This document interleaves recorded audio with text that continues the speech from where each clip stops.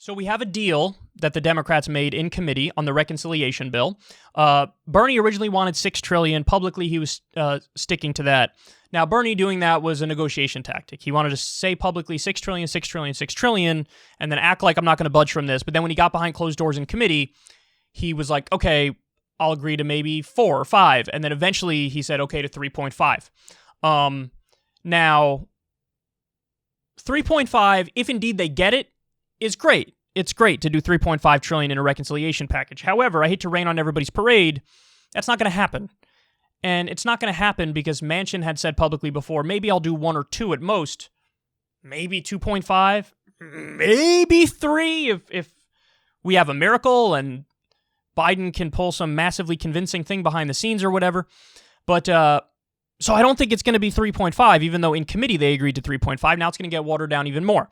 And this gets to the problem with the Democrats, is like $6 trillion was Bernie's public position, but really only Bernie's public position, when in reality, that the $6 trillion should have been what came out of the Democratic committee. And then when you negotiate with Manchin, you could get to like 3.5 trillion.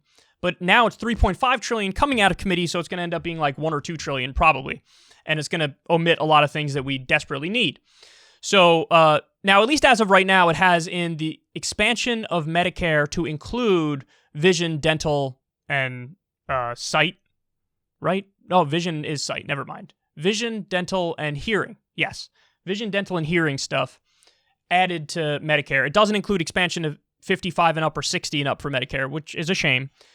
We don't know all the other details, at least as of not of right now as I'm talking about this, but soon the details should come out about what's in that reconciliation package. All we know now is what I just said. But Manchin is already drawing red lines. Look at this. So, according to The Hill, Senator Joe Manchin warned on Tuesday that he wants both a bipartisan infrastructure bill and separate Democratic-only bill to be fully paid for. I think everything should be paid for. I'll explain about all this in a second. We've put enough free money out, Manchin told reporters. Manchin's demand, if he sticks to it, could create real problems in Democratic negotiations. The party, in a matter of weeks, is seeking to exercise a complicated legislative goal of winning Senate approval of both a bipartisan infrastructure measure opposed by many progressives and a budget resolution that will tee up a larger Democratic bill filled with spending priorities. The latter bill will not win any GOP support and will need to pass with just Democratic votes, including Manchin's. Okay. So here's why this matters. He's saying everything needs to be paid for or I'm not going to support it. Now you might say, well, that's fine. I don't see the issue with that. But then he also is against raising corporate taxes to a number that would really help pay for it. He only wants to raise corporate taxes a tiny bit. He only wants to raise taxes on the wealthy, if at all, a tiny amount. So how the hell do you want to pay for it then? How do you want to pay for it? The way in which you would pay for a lot of these spending priorities is to raise taxes on corporations and raise taxes on the wealthy. If you're telling me you don't want to raise them to a sufficient number, well, then what you're saying is, I'm really not in favor of the reconciliation bill, or I'm really not in favor of even a half-decent reconciliation bill. And that is what he's saying. Oh, it all needs to be paid for. I mean, guys, the fucking 2017 Republican tax cut bill, where 83% of the benefits went to the top 1%, added trillions to the deficit. And they just like, yeah, no, it's fine. Go ahead. Go right ahead. Go through. It's fine. You guys pretend like you're deficit hawks. Not only are you not deficit hawks, you added to the deficit to give more money away to the wealthy and corporations. It was a giant tax cut for corporations and a giant tax cut for the wealthy. And they did it and didn't blink. Any of the wars we do, they just do it. It's not like, well, we must pay for it all ASAP. They don't do that. It just adds to the deficit. But now when it comes to decent things for the American people like elder care, paid time off, expanding Medicare, they're like, we got to pay for every penny. And by the way, we're not going to pay for it the way which would be obvious, which is raising taxes on the wealthy and corporations. I'm taking that off the table. Oh, for the love of God. So listen, to put this as simply as possible, if Joe Biden doesn't get Joe Manchin and Kyrsten Sinema's punk asses to fall in line, that's it. How many times have I told you his time in office as president is effectively over because he's not going to get anything else done? You got to call him into your office. You got to play the carrot and stick approach game. You got to say, I'll be your best friend or your worst enemy.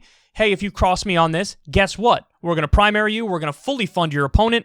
And I don't care. I don't care if you beat the primary opponent then a Republican's going to beat you anyway, because we're going to go vicious. We're going to go right for your jugular, and then the Republican will use the stuff that this person said against you.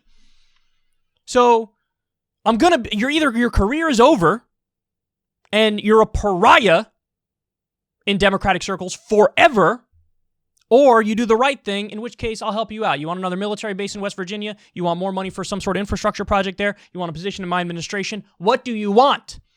But guys, what this tells me is Joe's not doing any of that. He's not doing any of that. He's not working it behind the scenes trying to get everything in order. Because this guy is, he ruins the whole thing.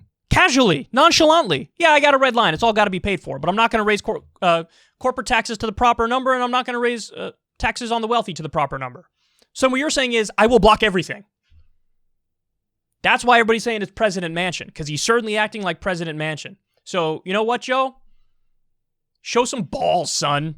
Have a spine. Step up. Do the right thing. Get him to fall in line, or you're done.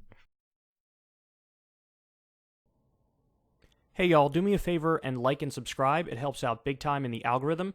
Click the bell as well for notifications when videos drop, and watch that video on screen right now. You know you want to.